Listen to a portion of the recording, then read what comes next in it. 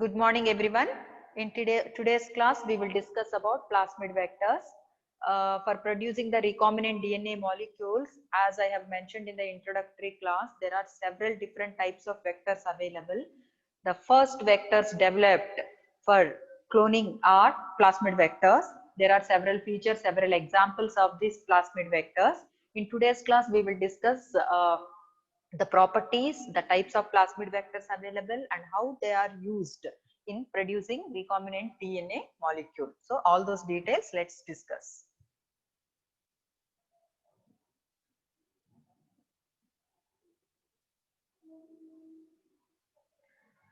Okay.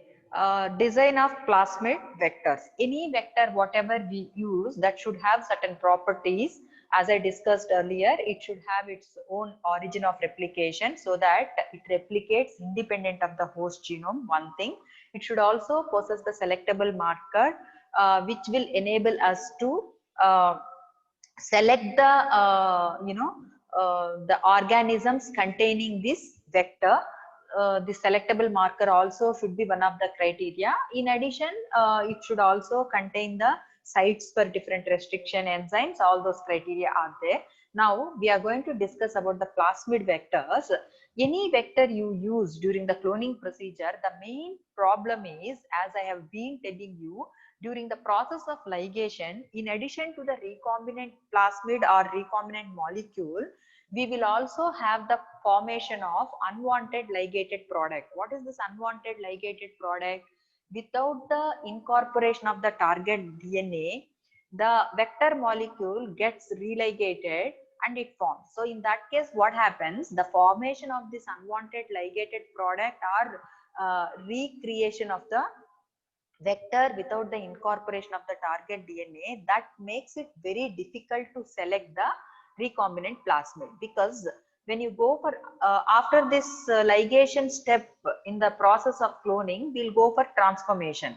After the transformation, we need to select the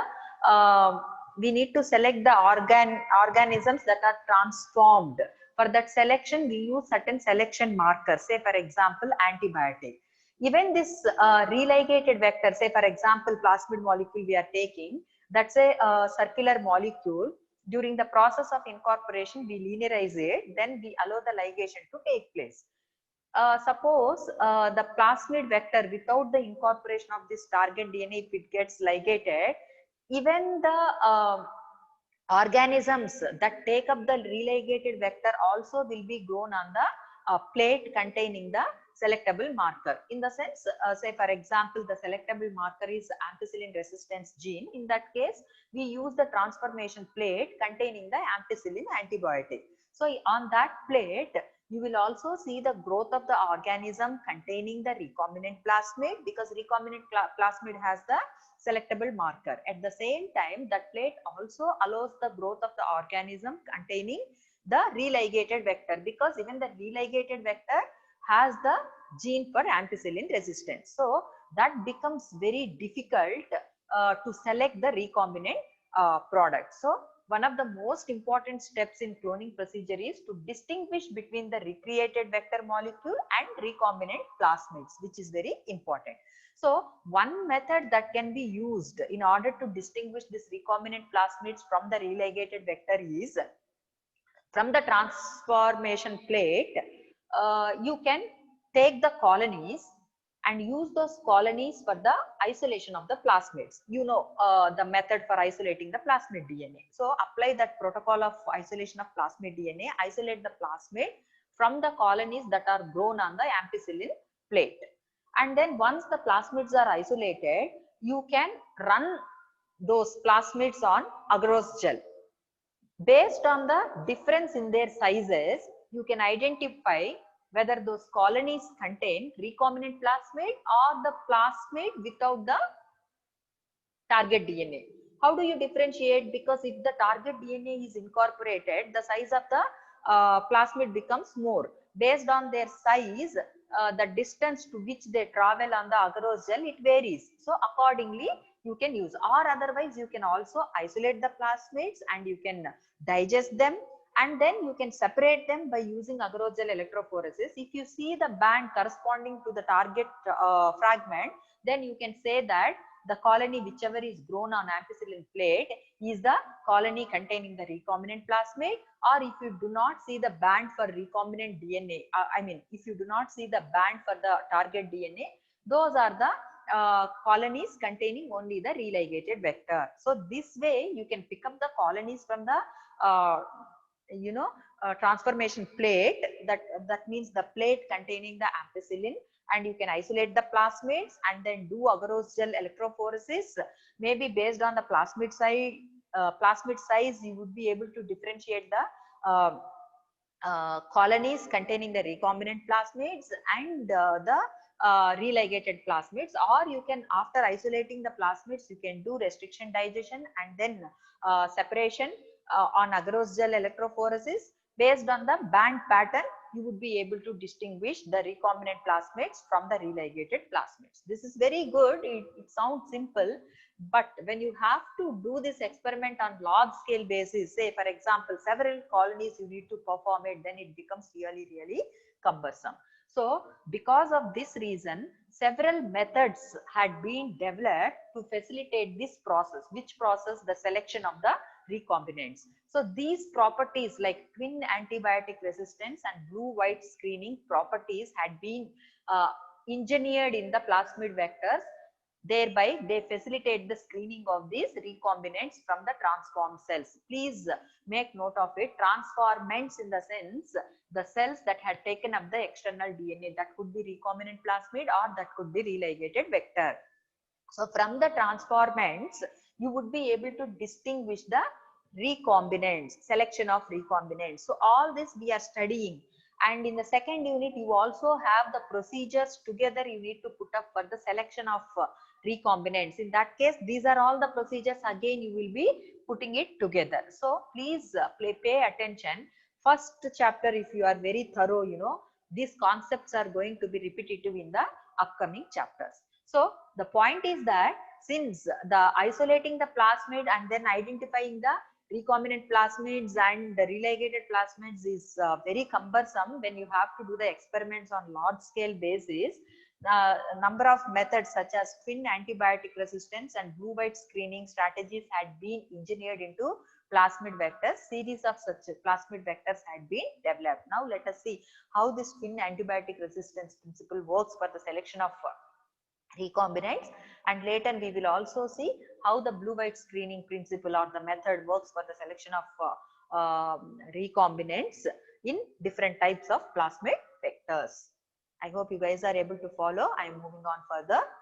Screening by insertional inactivation of a resistance gene.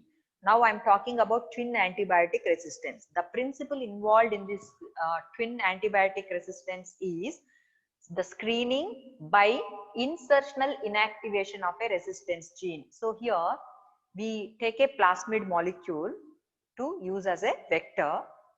When we say the vector molecule, definitely it should have certain characteristics, like it should have its own origin of replication so that it would be able to replicate independently of the host genome. So origin of replication is the one sequence that should be present.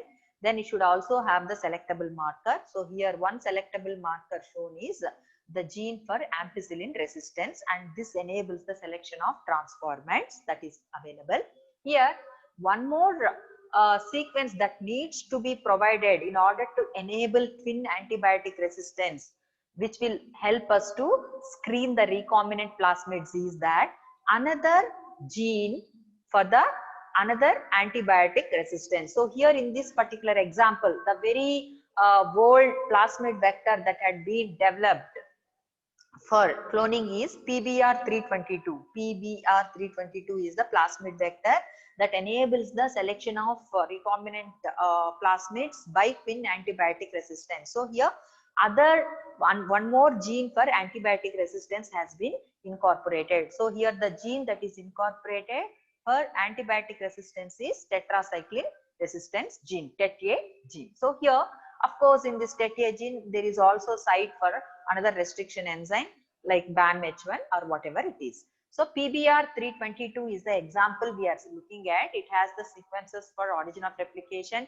It has two genes for conferring resistance for two different antibiotics. One is for ampicillin, the other one is for tetracycline. So here I told that the principle we apply here is insertional inactivation of resistance gene.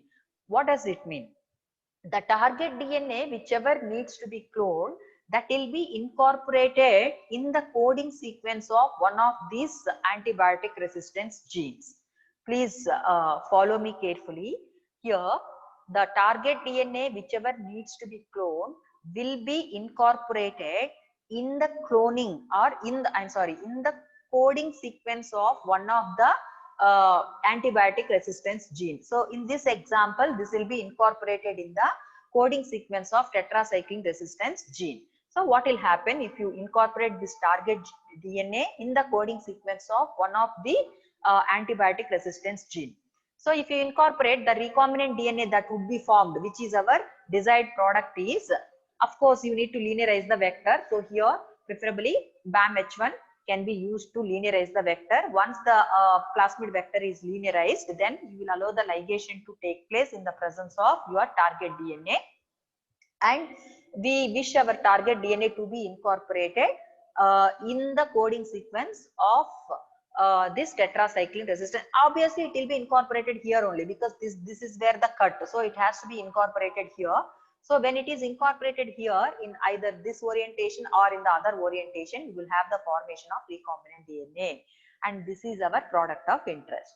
But at the same time, there is always possibility that without the incorporation of the target DNA, the linearized vector gets ligated. So when it gets religated, it forms as religated vector without the inclusion of your target DNA. So this is religated vector which would be formed. So these are the two possibility or two possible products which are formed when you allow the ligation reaction to take place in the presence of your target DNA and the DNA ligase enzyme. So when this recombinant DNA molecule is formed by the incorporation of your target DNA, how about the resistance of antibiotics for this recombinant DNA? Will it be resistant to ampicillin or not? I'm asking the question whether this recombinant plasmid will be resistant to the antibiotic ampicillin or not. For that question, the answer would be yes. Why it is yes? Because there is intact gene for ampicillin resistance. So this is resistant to ampicillin.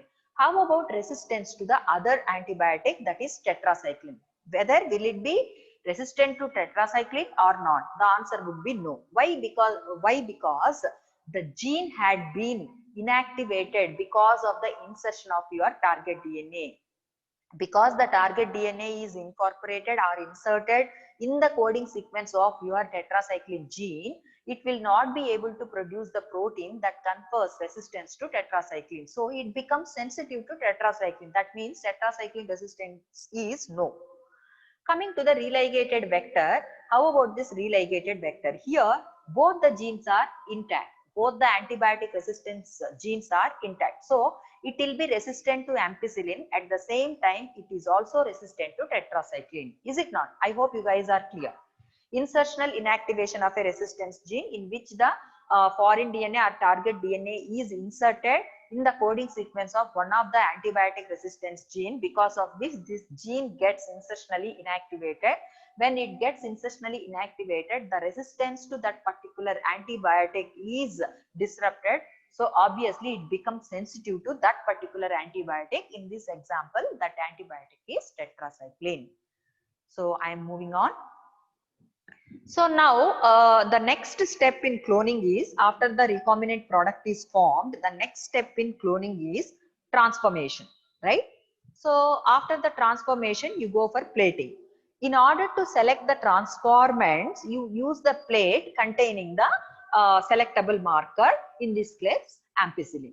So if you plate the transformation mixture on the plate containing ampicillin, it will allow the growth of both the organisms in the sense the organisms containing the religated vector and also the organisms containing the recombinant plasmid. Because in both the plasmids there is intact ampicillin gene. So the colonies which are developed here are mixture of the organisms containing only the religated vector and also the organisms containing the recombinant plasmid. But we have to distinguish these organisms containing the recombinant plasmid, and these are the organisms we are interested in. Is it not? So if you include the tetracycline also in this first plate, what will happen? If you also include the tetracycline in the first plate, the recombinant plasmids are sensitive to tetracycline. That's what I have discussed in the previous slide. So when they are sensitive to tetracycline, these recombinant plasmids are killed if you include the tetracycline in the same plate. That is why we go for indirect method called replica plating. First, we take the plate containing ampicillin and we allow this transformation mixture to grow. So it will allow the growth of both the types of cells containing religated vector and also the cells containing recombinant plasmid. Once these colonies are grown, you use an absorbent pad, okay, and then transfer these cells onto the another plate containing both the antibiotics. Both the antibiotics in the sense, in case of PBR 322, the two antibiotics present, I mean the two genes that confer resistance to antibiotic are ampicillin and tetracycline. So you take a plate containing both the antibiotics, use an absorbent pad, transfer these colonies onto this plate. So what will happen? It will allow the growth of only the cells containing the ampicillin intact, and also the cells that do not have the tetracycline resistance are not allowed to grow, because I mean, in simple words, this plate containing both ampicillin and tetracycline, it does not allow the growth of the recombinant plasmids, because they, the recombinant plasmid, what happened? The gene that confers resistance to tetracycline has been inactivated, but ampicillin resistance gene is intact. But still, since the tetracycline is present on this plate, it will allow the growth of only the cells containing both the genes intact. What are the cells containing both the genes intact? The cells that have religated vector, but not the cells containing recombinant plasmid. So only the cells containing religated vector are grown on this plate having both the antibiotics, right? But we are interested in the cells containing the recombinant plasmid. So whichever the cells did not grow on this plate will be marked on the master plate. I'm sure you are all aware of replica plating. So here you can see this colony is grown, but this colony did not grow, which is supposed to be here. So this is the colony supposed to be containing the recombinant plasmid. These two colonies are grown, but this colony did not grow here. That means this is the colony containing the recombinant plasmid. Similarly here, this colony is grown, this colony is grown, these two colonies are grown. The colony which is present here is not grown. That means this is the colony containing the recombinant plasmid.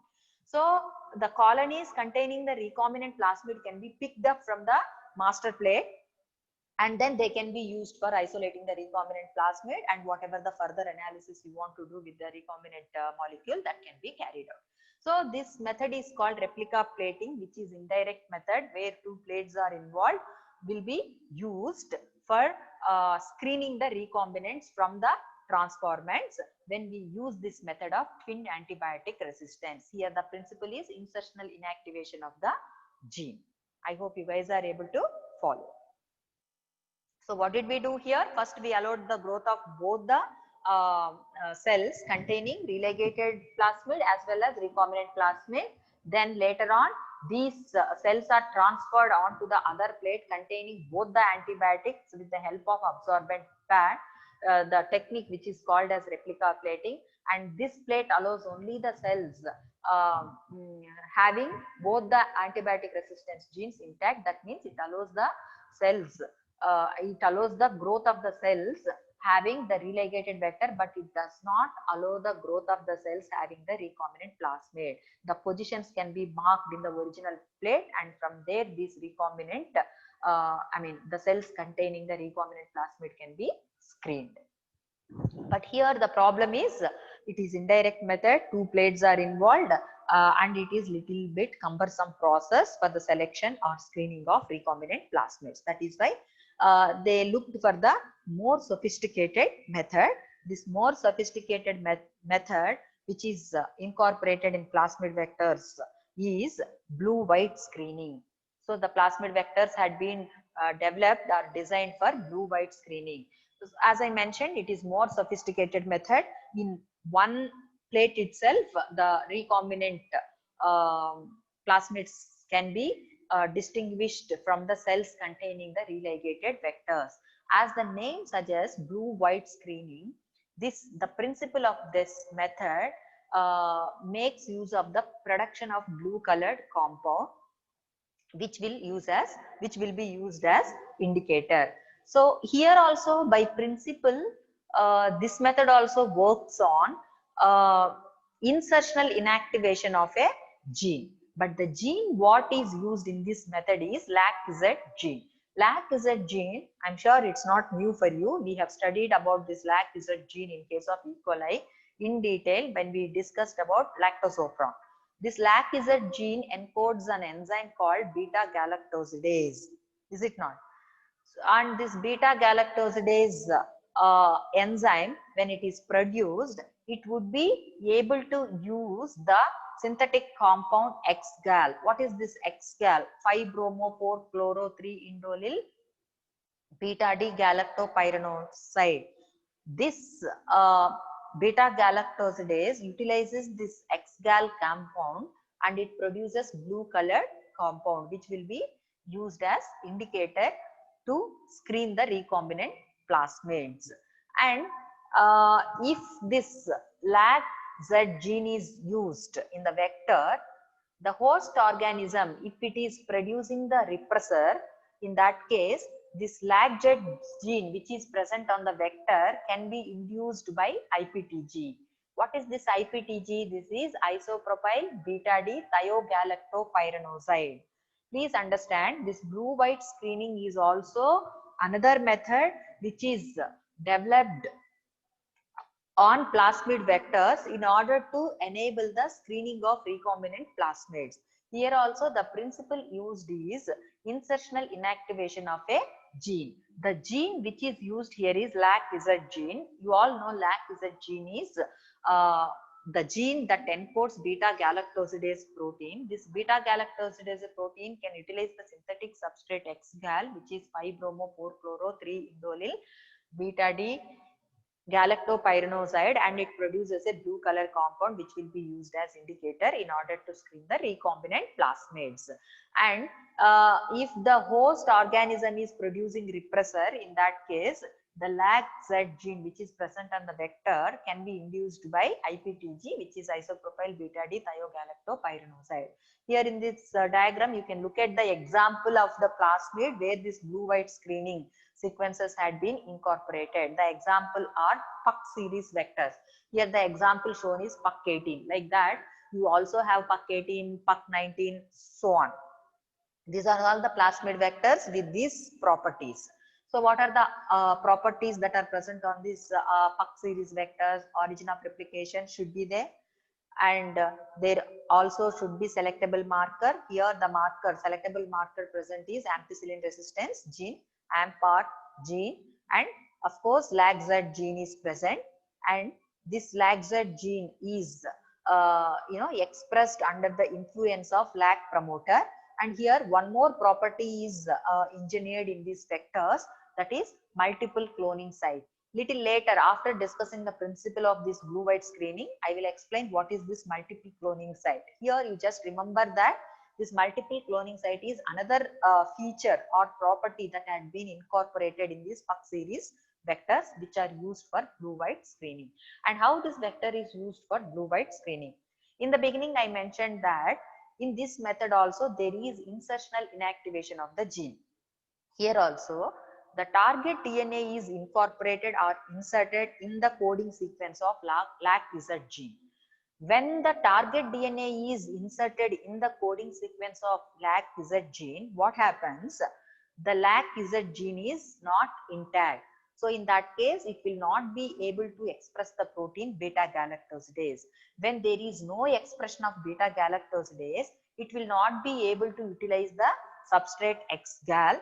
Then there is no production of blue colored compound. That means if the target DNA is incorporated here, the colonies will grow as white colonies. White colonies represent the cells containing recombinant plasmid. If it is religated without the incorporation of the target DNA, in that case, what happens? The LAC-Z gene is intact. When the LAC-Z gene is intact, it would be able to express the beta-galactosidase protein. When beta-galactosidase protein is produced, it would be able to utilize X-gal and then blue color compound is produced. Such colonies appear on the plate. After transformation, the transformation mixture will be plated on a in the medium containing IPTG and X-gal. So IPTG should be available for the induction of this LAC-Z gene.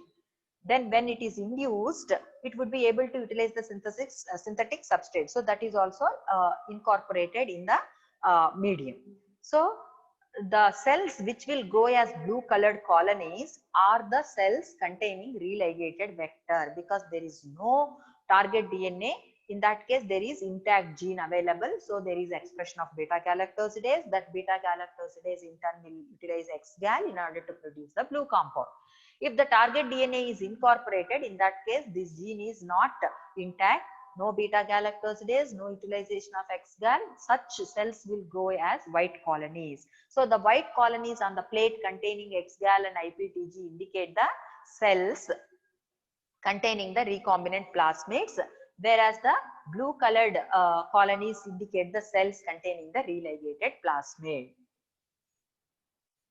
But in practice, the LAC-Z gene is engineered further.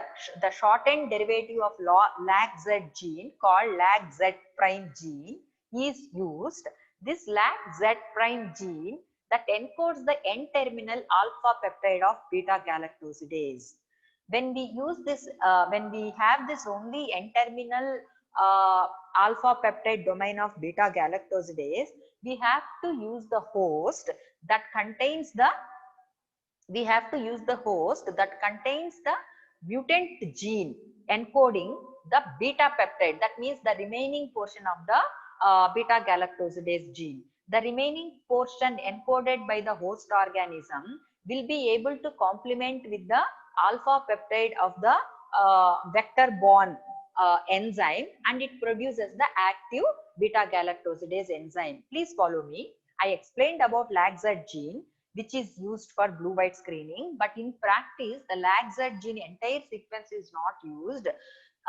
Instead, they use the shortened derivative of LAC-Z gene in the form of LAC-Z prime gene. Since it is shortened derivative, it encodes only the N-terminal alpha peptide. When we use this only N-terminal alpha peptide sequence, you have to select the host organism in such a way that has the mutant gene that encodes the beta peptide of the beta galactosidase gene. This beta peptide will be able to complement with the alpha peptide, and it produces the functionally active beta galactosidase enzyme. So when the functionally active beta galactosidase enzyme is produced, the basis of the method remains the same, but only the difference is that the LAC-Z prime gene, which is the shortened derivative of LAC-Z gene, is used. This is done in order to reduce the size of the plasmid bond gene. The lesser the size of the target DNA, or the lesser the size of the vector molecule, the more easy will be the procedure of the cloning. So in order to further simplify the cloning procedure, the shortened derivative of LAC-Z prime gene is used in order to reduce the size of the plasmid bond gene. So this plate shows both blue colored as well as white colored colonies. So after the transformation, as I told you, we use the plate containing ampicillin. This ampicillin is included in the plate in order to select the transformed cells. And then IPTG that induces the LAC-Z gene in the host organism. And X-gal, as I told you, this is the synthetic substrate. So the religated vectors will not have the the religated vectors will have the intact LAC-Z gene. So it produces the actually the LAC-Z prime gene means it produces the N-terminal alpha peptide, and the host organism produces the beta peptide. Those two will complement and produces the functionally active beta galactosidase, and that will utilize X-gal, and since it utilizes the X-gal, it produces the blue colored compound in the cell. So those colonies will appear as blue colored colonies. That means these blue colored colonies are the colonies containing no insert. That means the plasmids containing no insert. That means they are non-recombinant. Whereas the white colored colonies, since the insert is incorporated in the LAC-Z gene, the LAC-Z gene is not intact, so it will not be able to express beta galactosidase. So no utilization of X-gal. So they remain as white colonies. White colonies are the colonies containing the recombinant plasmid. So this is more sophisticated method because the screening is carried out on a single plate itself. So compared to twin antibiotic resistance, this is more easier. When I showed you the Puck series vector as an example, they in the initial or the what do you call that, starting portion of the coding sequence of LAC-Z gene, there is MCS, multiple cloning site I mentioned. So multiple cloning site is another feature that had been incorporated in the Puck series vectors. It could be Puck18 or Puck19 vectors. So what it is, this MCS is incorporation of the several restriction enzyme sites, and that is incorporated in the initial portion of the coding sequence of your LAC-Z gene. So this is the LAC-Z gene sequence, and of course this is the LAC promoter, and this is where the multiple cloning site is incorporated. The same thing is shown in the close up in the later slide. So this is nothing but including the several restriction enzyme sites within the coding sequence of LAC-Z gene. So what will happen when there is MCS?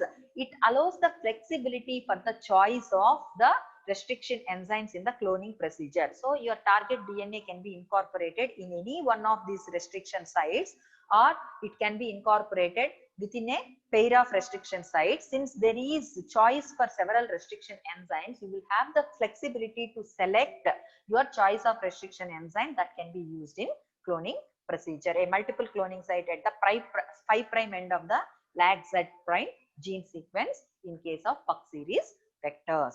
So this is another feature that is incorporated in the plasmid vector. So what are all the properties we discussed? Plasmid vectors are developed in order to enable the procedure of the selection of recombinants. Traditionally, you can isolate the plasmids, and you can look at the size of the plasmid and then say whether this plasmid contains the target DNA or not, but that becomes very cumbersome when you have to do on large scale. So that is why the properties like twin antibiotic resistance and blue-white screening had been incorporated in the plasmid vectors. The first vector what we discussed was PBR322. This works based on twin antibiotic resistance. In twin antibiotic resistance, two genes conferring resistance to two different antibiotics are incorporated, and your target DNA will be inserted in one of the coding sequence of the antibiotic resistance gene. In PBR322, the example we checked, ampicillin tetracycline gene was inactivated by incorporating your target DNA. Then you use ampicillin plate that allows the growth of both the cells containing religated plasmid and also recombinant plasmid. Then in order to screen the recombinant plasmids, you go for replica plating. There after these cells are grown on ampicillin plate, you use absorbent pad and transfer the cells onto the plate containing both the antibiotics. It does not allow the growth of the cells containing recombinant plasmids, and those cells containing recombinant plasmid can be picked up from the original plate. That's how the recombinants can be screened. The next method what we discussed was blue-white screening, which will enable the screening of recombinants on a single plate, where the gene used was LAC-Z gene. Your target DNA is incorporated in the coding sequence of LAC-Z gene, which encodes the protein beta galactosidase, and it is induced by IPTG. if the host organism is expressing the repressor. Then XGAL is used as synthetic substrate. So if the target DNA is incorporated in the coding sequence of LAC-Z, it will not be able to express beta galactosidase. So no utilization of the substrate. So those cells will grow as white colored colonies. If there is no target DNA incorporated in the coding sequence, beta galactosidase is produced that will utilize XGAL and produces the blue colored compound. But in practice, we use the shortened derivative of LAC-Z gene, LAC-Z prime gene, that produces only the N-terminal domain, whereas the C-terminal domain or beta peptide is encoded by the host organism. These two will complement with each other to produce the functionally active enzyme. In addition to the blue-white screening, this Puck series vectors also incorporate the multiple cloning site, wherein the several restriction enzyme sites are incorporated in the 5' end of LAC-Z gene, so that we will have the flexibility to use your choice of restriction enzyme during the cloning procedure. So the same books had been referred, Molecular Biology by Turner or Walden Primrose. You can refer the same thing. This is all I wanted to cover in this today's class. Thank you.